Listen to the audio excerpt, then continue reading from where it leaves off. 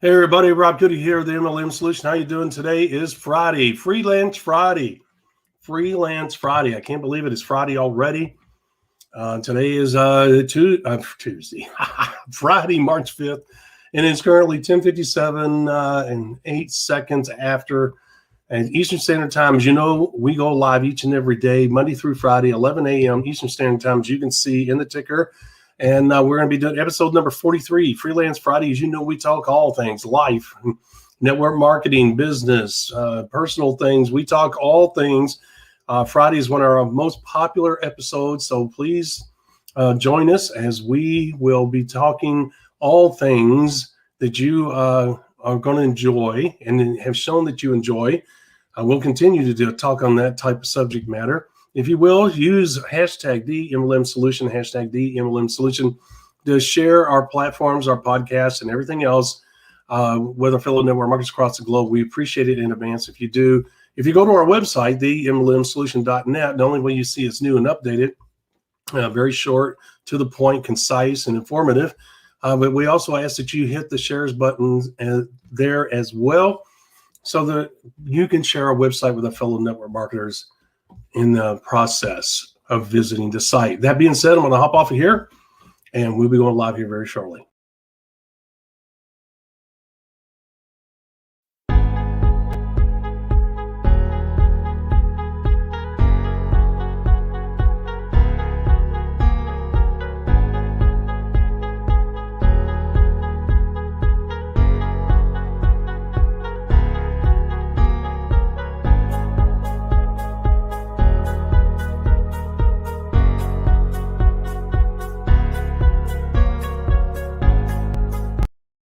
Welcome to the MLM Solution Podcast Show, where you'll learn the facts and hear the truth about the network marketing industry. Here's your host, Rob Goody.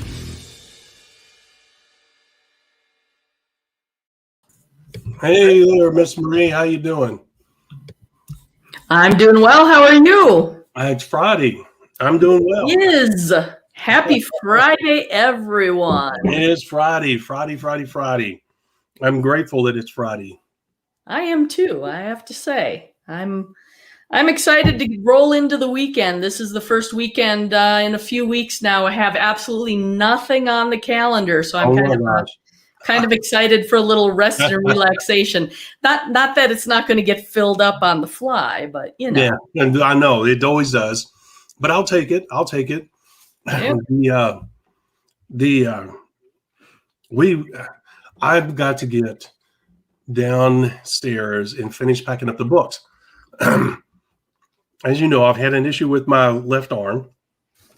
I went to the doctor earlier this week. It's not healing, which the wife said, well, that changes us moving and everything. And I said, no, it doesn't. She said, well, yes, it does. You can't do this. You can't do that. And I've got to pick up this and I got to pick up that. And I said, well, stop.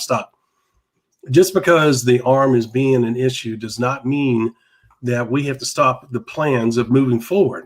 It's just an arm. If I lose the arm, life doesn't stop. You got to move on, you know? And the point is I got 2 more surgeries, which is going to be at least another year because I'll have 1 surgery and then it's got to heal to a certain degree before they do the next surgery. And both of them are, to be honest with you, quite, how would you say, not only important because what they have to do requires a certain amount of expertise. And then the second one is kind of routine, but it's a big one. And both of those are going to take a while. You can't do them back to back. And so she was kind of freaking out, you know, and I'm like, look, I got to get down there and I got to finish those books because, we're going to hire movers to move them. But the thing is, I've got to pack them. She's got her own stuff that she's got to pack. So now I got to move it up. You know, life has dictated, hey, you got to move it up. But like I told she said, well, you can't help move to the new house. I said, we got grandkids. Well, they don't want to do it. I said, quit putting words in their mouth. Quit making the decision for them. They always help if we ask. And guess what? My daughter and all them. So the point is that she's kind of freaking out a little bit, you know, and she automatically, and I would tell her all the time, she automatically defers to the negative side. You know, oh my gosh, the sky's falling. And there's people like that, you know, it's just the way they're wired. And I said, no, Everything's going to be fine. But you can't use your arm. I'm like, so what? You know, there's a lot of one-armed people out there, right, Miss Marie? One-legged people, one-eyed people. They don't stop living. Yeah, exactly. Well, that's why you have two, right? You have a spare. That have a spare. There you go. Well, and here's the other thing too is moving is a big pain in the butt. Oh, and I don't know about you, but I have never asked friends or family to move me, like, hey, I'll pay in beer and pizza, come help me move on Saturday type of thing. Once I was beyond the point where I couldn't pack all my stuff in my own car and move it, I have always hired movers. I'll pack some of the stuff, but even at that, it's just like, nah, somebody else can do that. That's no. I totally get that. Yes, I totally get that. And all the heavy stuff they are. But here's what we're doing. We're taking this small stuff that we can do ourselves and stuff that's valuable to us, that we don't want anybody else handling. And so we're packing that stuff. It's not to save money, because the difference between them doing it and us is a whole lot. It's not a whole lot of money. But here's the thing. What we can do here allows them to come in one day and get done in 5 or 6 hours and take it over the house, because we'll already have everything else packed up. You see what I'm saying? Mm-hmm. Yep. Well, and there are some things, I don't know how much of these items you possess, but there are some things that the moving companies will not pack and will not move. I did not know that. I don't think I've ever encountered that. Oh, yes. Yep. I've used moving companies, and I have moved myself, and I have had my brother help me. My youngest brother helped me on a couple of occasions. I was quite capable of moving my own stuff. I don't know why he helped me. I don't know.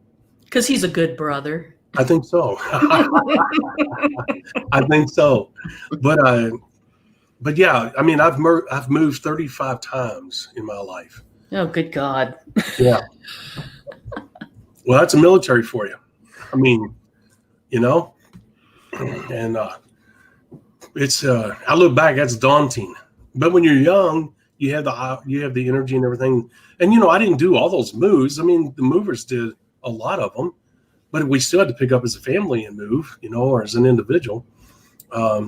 Nobody should have to move that much. I mean, that's crazy. And sometimes I see these shows, and I know everybody's affected differently, and I am not in any way, shape, or form minimizing the impact that can have on you. But Miss Marie, think about how many different environments I've been in. Think about in my kids too, how many different schools they've been in. You know what? They always adjusted. We always did well. My girls are well-adjusted people, and they've not used that as a crutch. I know I see some things on TV where people say, well, we we moved multiple times and we really didn't have a stable environment. You know what? My kids, as they got older, they said, Dad, we are so grateful that you were in the military and that we got to see all the things we did, because they talked to people that had never been outside of the state that they lived in. And they said it's hard to talk to them. They can't get it. They can't grasp it. You can't have a conversation with them in regards to world, things. And I never thought about that. But when they brought it up, that was a very interesting thing that they had experienced. But I was also flattered and honored that they felt that way about the moving, Well, it does give you a different life perspective when you move around. Oh, no doubt. Yeah, there's a vast difference between states, much less countries. Yeah. And so, they were very grateful and well-rounded individuals. And I was so happy to hear. But you know what? We were a close-knit family. And I think that helps with the moves, Miss Marie. We got along, we cut up, we had fun. And I think that helped take the edge off a little bit. Because no one can say that moving that many times. I think we moved in the 20s when we were a family. Then the other times were me as an individual. But anyway, the point is, Miss Marie, we experienced a lot. And we were nomads. No matter what state we were in, we were gone almost every weekend doing something as a family. We got along. We were truly a family. Yeah, we had our moments, of course. I hate you. Oh, I hate you too. I'm going to beat you up. I'm going to drop you off at the corner here. We all had those moments, right? Well, of course. Yeah, of course. Yeah. But we really had a very close knit family, and we were out and about all the time, and the kids loved it because we were experiencing and seeing new things. And that helps bring a smile to the face of a family. You know, that they had exposure to different foods, with different cultures. We were constantly on the go. And so it was a lot, as we look back, I guess maybe we were an exception to the rule. I know you've moved quite a bit. Did your family move a lot? My family did not move a lot. No, okay. I did a fair amount. So, and that's, let me tie this to the network marketing industry, because you talk about the fact that, you and I have lived in different states and even different countries, which gives you a whole different worldview. It gives you a different appreciation of people and cultures and traditions and viewpoints and those types of things. It's one of the advantages of being part of a network marketing business. For people who haven't moved a lot or haven't had those same opportunities that we have to actually move, working a network marketing business and building a business using the network marketing business model kind of creates the opportunity to gain that worldview without going through the pain of having to actually move, right? You get exposure to people from different states. You get exposure to people from different countries. Yeah. It's unusual, I think, to have your top leaders be local to where you are. They're typically going to be in other parts of the country, perhaps other parts of the world. Yeah. And just the dynamic of the friendships that you build, the relationships, the conversations, those types of things can just expand your worldview exponentially. Yeah, it's such an advantage to this business model. It is. And I think a lot of people don't think about, and I don't think is typically recognized as being an advantage. I know it. I know. And that is well put, because I agree with you. As you're sitting there talking, I never really thought about it. The leaders that I had locally, there was only a few instances where I had some leaders local. I did, but it was not very often. The vast majority of my leaders came from other states, obviously, other countries, Canada, overseas, obviously in the Asian market, et cetera, et cetera. And I'll be honest with you, it wasn't me all the time. There was times, including Hawaii, but most of my people over in Asia, Miss Maria, was the people that I sponsored that knew somebody in the Asian world. Yeah. And, we were up late, as you know, because the hours are different. But, we were using phones back then, and we would do three-ways. And I remember I'd go to bed at 8 or 9 o'clock at night. If I could, that wasn't always possible. And I'd get up at 1 or 2 in the morning because we had a call, And when you got downline that are willing to get up you got a committed downline. Well, and think about the opportunities for travel that it creates as well. Yeah. Oh, my gosh. Because not only do you have the network marketing company with their regional and or international, national events going on that you can travel for, but if you're building leaders, if you're building businesses in different parts of the country, different parts of the world, you're going to want to travel to actually support those people with physical meetings in person, because we've talked about this before. Zoom and video conferencing and all those types of things, webinars, great technology, great tool for sharing information, but it is just not the same as being there talking in person, one-on-one, one to a group, within a group. I mean, it's an entirely different dynamic. It is a totally entire. You know what, Ms. Murray, when you go to other countries, you're a rock star. They really take it serious in other countries, including Israel.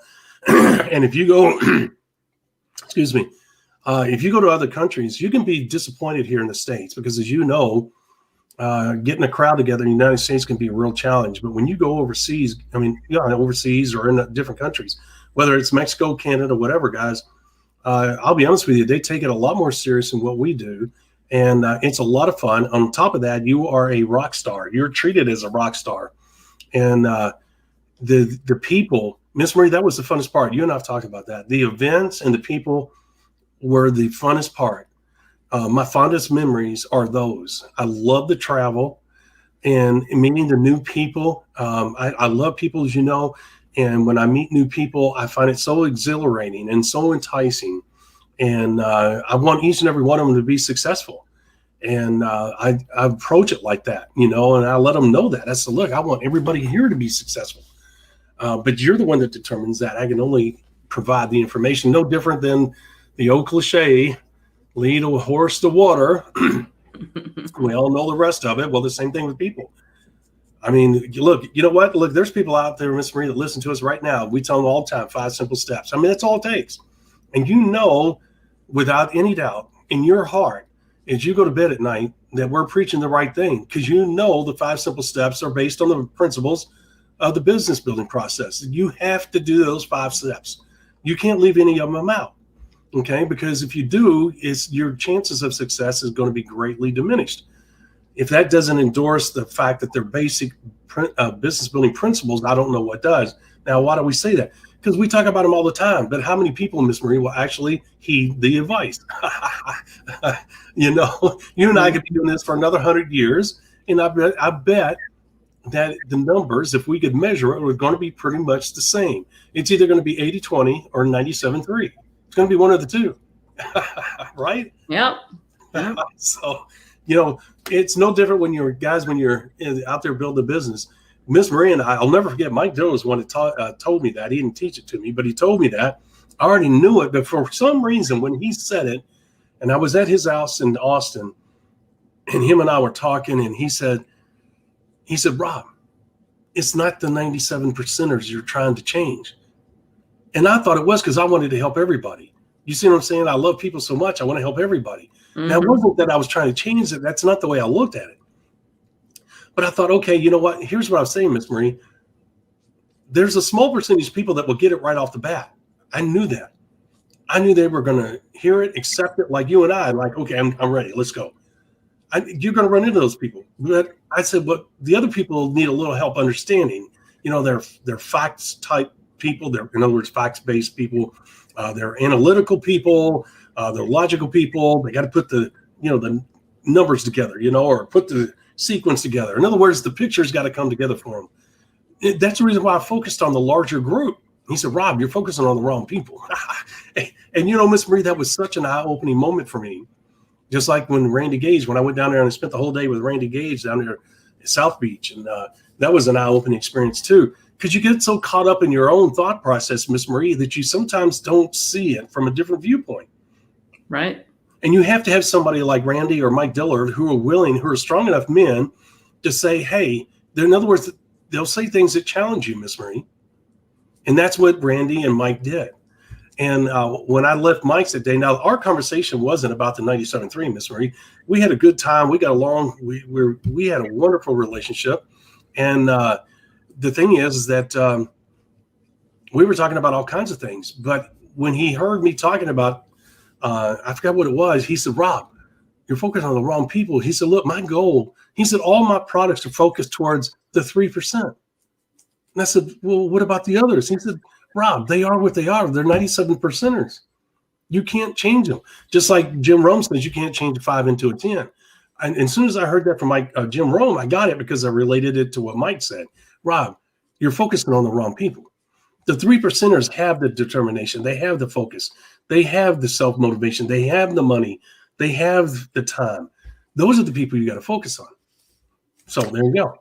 Well, and this is the value of mentoring and coaching, right? Having that different perspective and an objective perspective of your business, because when you're working your business, I don't care how successful you are, how professional you are, you get caught up in your own day-to-day stuff, right? You get caught up in your own story, your own impression of how things are. And sometimes it takes that spotlight from outside to illuminate that blind spot that you have where you're either lacking or you need to grow. Yep. So, I mean, I'm a huge proponent for coaching and mentoring, but it has to be the right people, right? That's right. You have to have somebody that's been there, done that, understands what you're doing, not just any old schmuck off the street. Go ahead, say it, Ms. Marie. You struggled there. Well, yeah, you know. I thought you were going to say it. I was trying to be nice. Yeah. It's one of those rare occasions. Be proud of me. I am proud of you. I thought you were going to say it. Anyway, she's right, guys. The thing is that mentorship, and you know what, Miss Marie, the thing is I was willing to listen. You know, I didn't blow it up because, you know, Mike's younger than me. He's probably 10, 12, 13 years younger than me, maybe even more. But, you know, you run into people that you just have an instant connection with. And, you know, I had that instant connection with Randy Gage and with Mike Dillard and a few other people. Not so much with Eric Warrior or Randy Schroeder. Nice guys. But, you know, sometimes you get along. Although Randy Schroeder and I developed a nice relationship, very respectable. In other words, we respected each other a great deal. Randy's very controversial on some of the things he's done and said. I don't think he's done anything illegal, or he's a wonderful human being who loves people, but he has done some things and said some things that have made people go, and I have in my lifetime too. I'm sure there's episodes where you get off going, you know, telling your husband, I'm not really sure about that, Rob. You know, because I'll say some shit, you know, I'll come off with some crazy stuff. And everybody's entitled to their opinion, and I'm sorry, I don't offend that easily. And no, you don't. You're a very special person. And I understand that. Like most people, I have more important things to worry about than the gender of a plastic potato. So, yes. I'm sorry. Was that my outside voice? Yeah. Well, you know what? I think it was, but it was appropriate. You know, that's the one thing that is really, you don't know this, but as I told you, I've been doing a political show on the side. And, you know, I'm one of the few people that will address the real issues. I'll just come out and say it. A lot of people dance around it. You're like me. You're like, you know what? That is stupid. You know, it's Mr. Potato Head no matter what. I don't care what people say. You know, and it's not me being obstinate. It is what it is. It's Mr. Potato Head. I don't care if you change the name or not. I bought a thing of the other day. We were out at the grocery, and just to let you know, we stopped shopping at Kroger, stopped shopping at Target.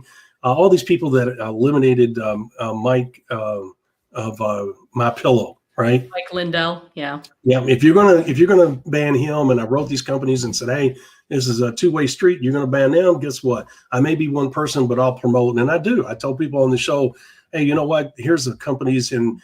You know, support your local, grocers. Like we have a Paul's Market here, locally owned by a family, very popular, very, very much like Whole Foods, if you will.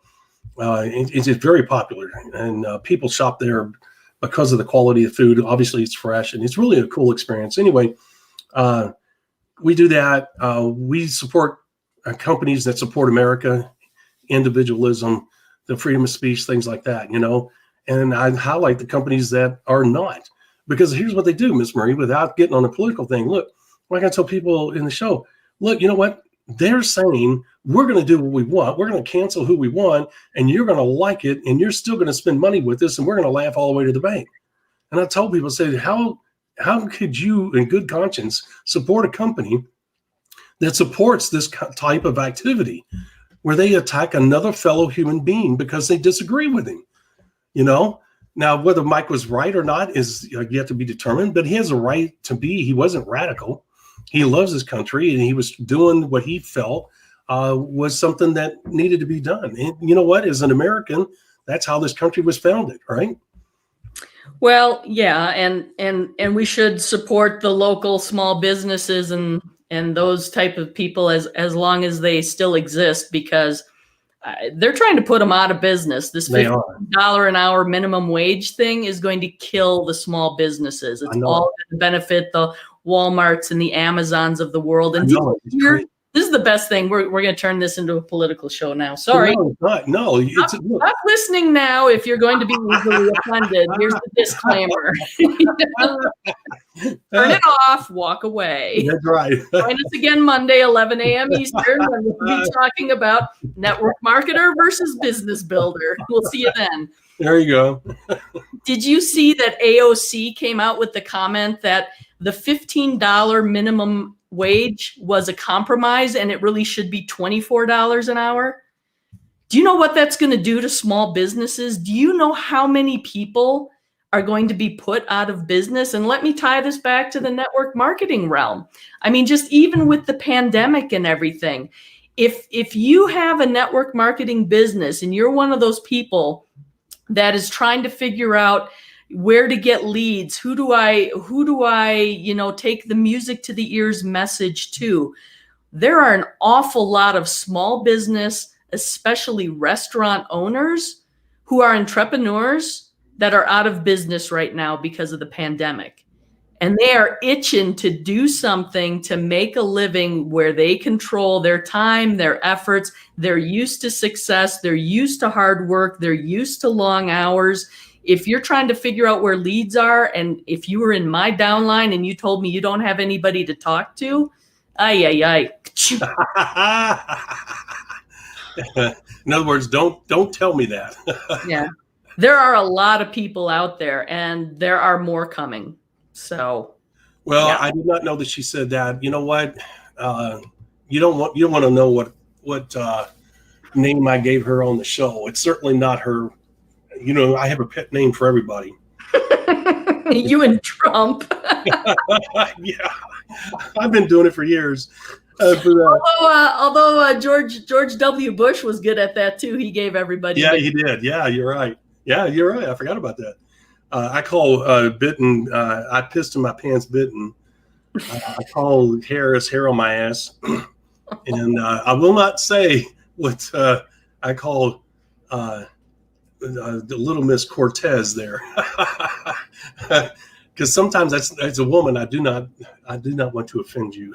So, but she deserves the title. I only give titles to people that deserve them, because I will not, just like the former president before Trump, I call him Barry. He hates that. He hates that with a passion. And a lot of people that want to get under his skin call him Barry. Well, I tell you what, here's the flip side of the coin. I've been given little nicknames as well, and you know what? Me too. I will wear them as a badge of honor, because if you ain't pissing somebody off, you ain't doing it right. There it is. There it is right there. I agree with you 100%. Yeah. So, no, we're not being political. We're human beings. We have a right to speak out. We have a right to a viewpoint. We have a right to voice that viewpoint. And free speech is under attack. And if you're going to support companies by continuing to spend your money, you may say out of your mouth, well, I don't like what they do, and I think that's wrong and this and that, but I'm still going to go there and spend $300 on groceries each and every week, or twice a week, whatever it is you spend. Guys, that's not being an American. You're still supporting. They're laughing all the way to the bank. They're like, hey, we could do whatever we want. And these people are going to continue to support us and spend money there. Miss Maria, I've cut down. There's a couple of stores, and I'm honest and upfront about it. If we spent $100, we're down to spending less than $10. You see what I'm saying? Because there's certain products that we can't get anyplace else, and until I can replace that product, I tell the wife, because I'm not going to put that on her. She doesn't always share my viewpoints, and that's okay. But here's the thing: I'm not going to tell her, hey, we can't go there. But we did make, and kudos to her, we did make massive change. I'm not talking about just little change. I'm talking massive. Like I said, if we spend $100 at a store, we're now down to where it's less than $10, and that's no joke. We get one or two things. We have shifted our spending over to local as well as Myers, companies that are not anti-American, that are not behind attacking free speech, attacking individuals, using the cancel culture approach, the Marxist approach. If they're supporting the certain organizations that are anti-American and trying to break down the liberties, we are not in any way, shape, or form going to support that. And we have a right to do that as individuals. And that's what you and I are talking about. It's our show. We can talk about whatever we want. It's Freelance Friday. And we're not being political. We're being human beings. We're standing up for what we believe in. And there's nothing wrong with that. Well, everybody has their opinion. What do they say? Opinions are like armpits. Everybody has a couple. Usually, Is that what they say? I chose a different body part. I know.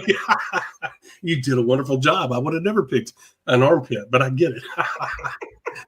You're too funny sometimes. Yeah, that was a good one. all I can say is thank God it's Friday. Yeah, thank God it's Friday. Yeah. Well, I mean, that leads back to what we were talking about earlier. Mike Dillard saying in 97.3, well, you know what? You're not going to change the numbers. Just like you're not going to change people's opinions. Everybody's got one. And you got to respect that.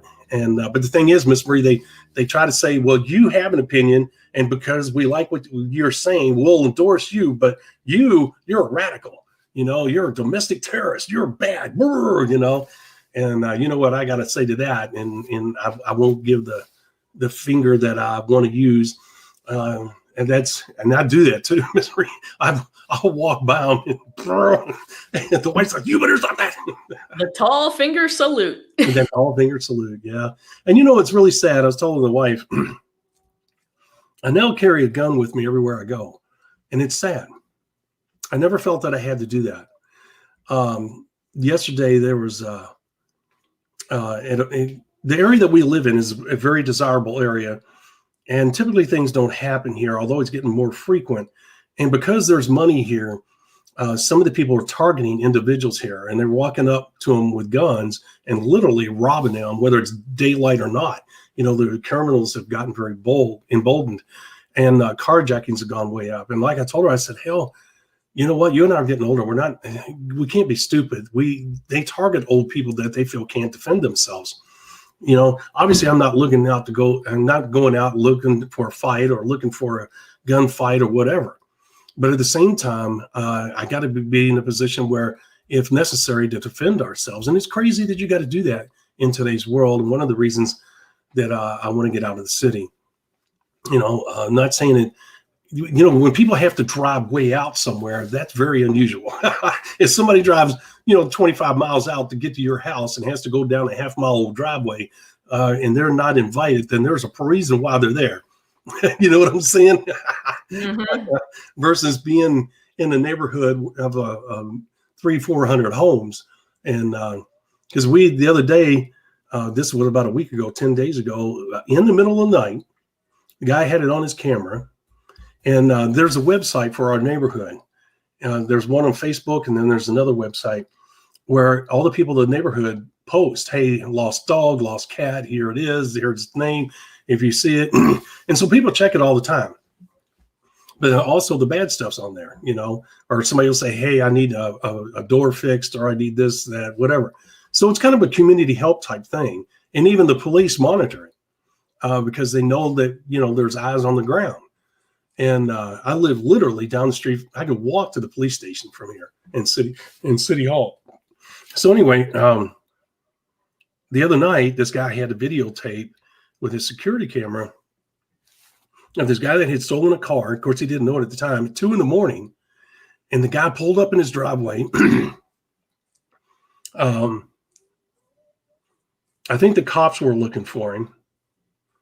He pulled up in the driveway at 2 a.m. And the guy got out and ran into the backyard. And I don't know if he jumped a fence. I can't remember the details of the story, but he tried to get into the house at 2 a.m. I don't know if it was the house that he pulled in the driveway or if he jumped the fence and it was the next door neighbor's house in the backyard, tried to go to the back door. And the point is, who wants to be woke up at 2 a.m. in a nice neighborhood, seeing a stranger in your house, right? Now, I keep all the doors locked for you. That's what I tell the wife all the time and say, look, that's exactly the reason why if I'm not here, you've got to lock the doors. And she's terrible about it, So I don't know if you guys have things like that in Utah, but unfortunately, it's picking up here. Well, I think it's unfortunate. It's one of those things that's kind of happening everywhere. We're on the Nextdoor app, so it's kind of a neighborhood Very familiar. Similar type of thing, right? Yeah. Missing cat, missing dog. I mean, lots of those happening. And again, we live on the side of a mountain. So when cats and small dogs go missing, that probably turned into something's lunch. So Yes. I'm not always sure those are going to come back. But, we go through these rashes every once in a while where people will talk about their vehicle got broken into overnight. But, that's one of the things where you shouldn't have to worry about your vehicle being broken into when it's parked in your driveway, right? But that it's one of the things we've joked about ever since we've moved here. It's like we live in a nicer neighborhood. Crime isn't really that big of a concern. But it is rare that people have their cars parked inside their garages. Like us, it's like the garage is for parking the cars inside.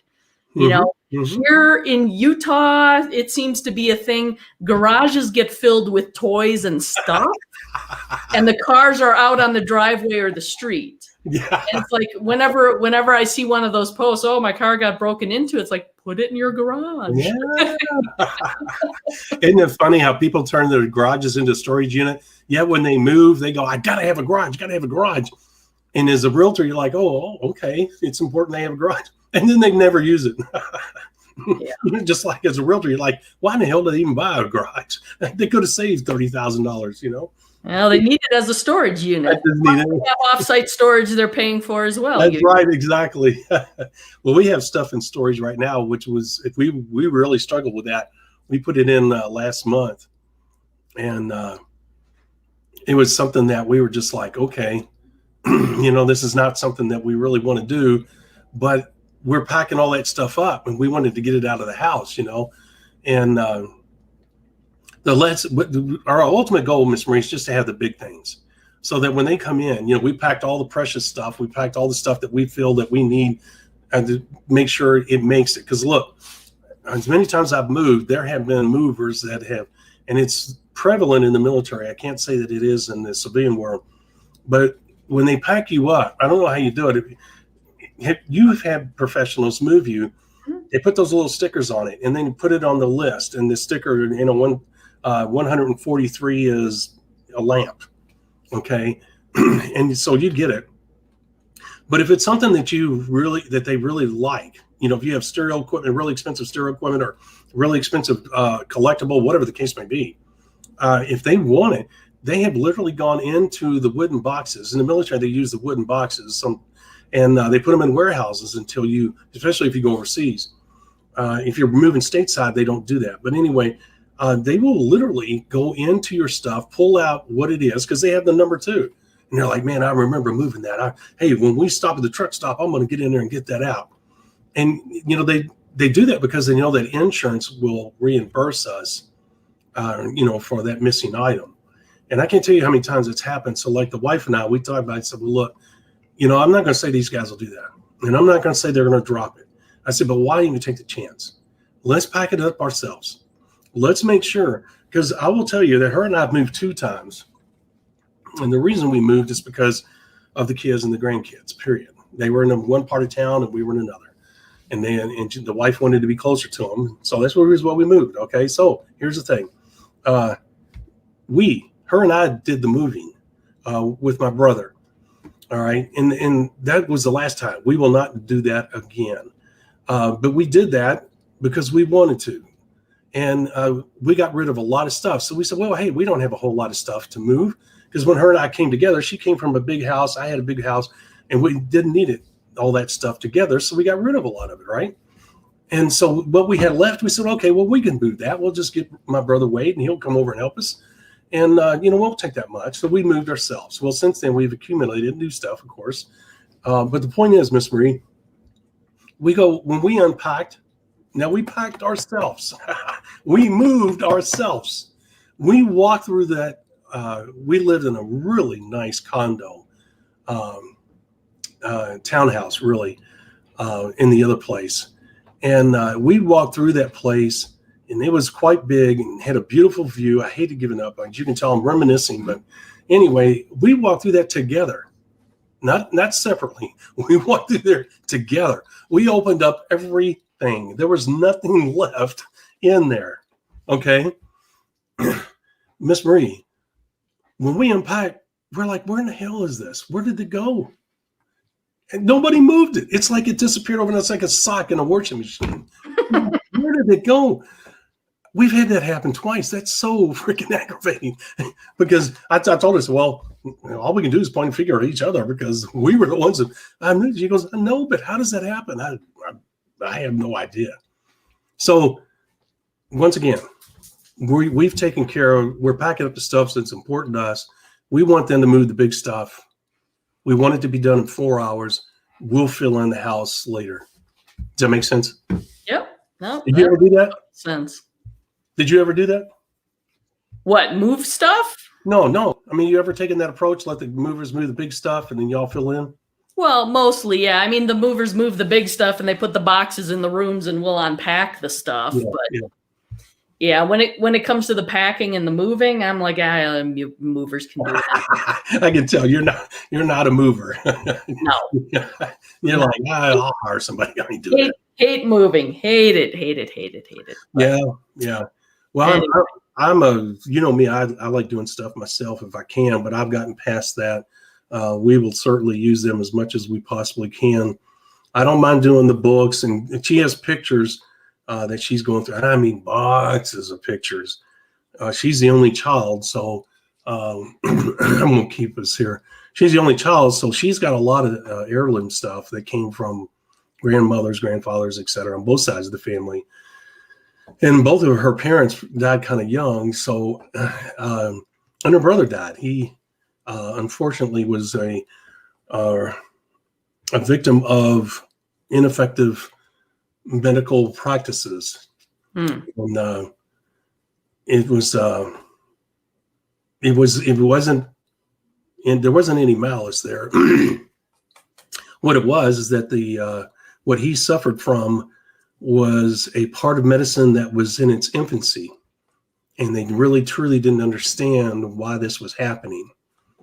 And that's where he unfortunately was one of those victims. As the years went by, they realized and they were able to address that. But that didn't save him, obviously. So she's the sole survivor, and she has a lot of stuff that is obviously very important to her. And we certainly will not get rid of that. Well, she's not allowing anybody to move that but us, as you can imagine. So I totally get it. I'm like, yep, that's not a problem. Yeah. So there we go. Yep, for sure. Well, I know you've got some book packing to do this weekend. I do. I've got stuff going on as well. So we ready to roll into the weekend? Yeah. Well, on Monday, let me just say what we got going on Monday. So I don't want to make sure everybody, Monday's topic, guys, there it is. Network marketer or business builder, which one are you? There is a difference, believe it or not, a difference. Network marketer or business builder. If you don't know which one you are, you need to find out, because there is a vast difference between the way you build the business and the results that you're going to get. And you do not want to miss that. Miss Marie, I don't know about you, but if you think that they're both the same, you're making a big mistake. If you think we're pulling your leg, you're thinking the wrong thing. We'll show you why come Monday, because we want you to be successful, and there's really only one way to go, and you'll find that out on Monday. And I'm sure you can guess it, but there's a lot more to your guess than just your guess when it comes to that. All right, Miss Marie, I don't know about you, but it's time to go and start the weekend. Sounds good. I will see you 11 a.m. Monday morning, March 8th. All right. That's hard to believe. All right, guys, we'll talk to you later. God bless. Have a great weekend. Be safe. And we'll see you Monday, as she said, 11 a.m. Eastern Standard Time on our Facebook page and our YouTube channel. Thank you for listening to the MLM Solution Podcast. For more info, visit our website, themlmsolution.net. Please follow us on the following platforms: Facebook, YouTube, etc. And share this podcast with our fellow network marketers around the world by hitting the share button on our various platforms.